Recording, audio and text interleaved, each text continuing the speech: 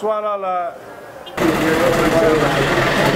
ambao tuliwasimamisha ama tuliwafukuza kwa mujibu wa katiba kutoka katika klabu yetu mara tu tulipoingia madarakani mwaka 2000. Wale wanachama 71 walikiuka katiba ya klabu yetu ya Simba na walikiuka katiba ya TFF na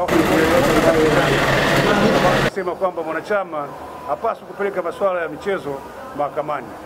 Wao walifanya hivyo, na sisi kama Simba kwa kauli moja katika mkutano mkuu wa wanachama tulikubaliana kuwafukuza wanachama wale. Lakini hata baada ya kuondoka tumekuwa na mazungumzo hapa na pale na wao kwa kuzingatia tu kwamba hii Simba ni timu ya watu wote.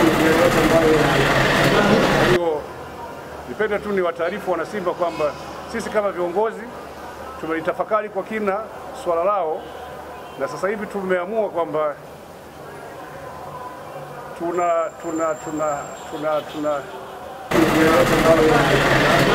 nyingine waende mahakamani wakafute ile kesi, waje.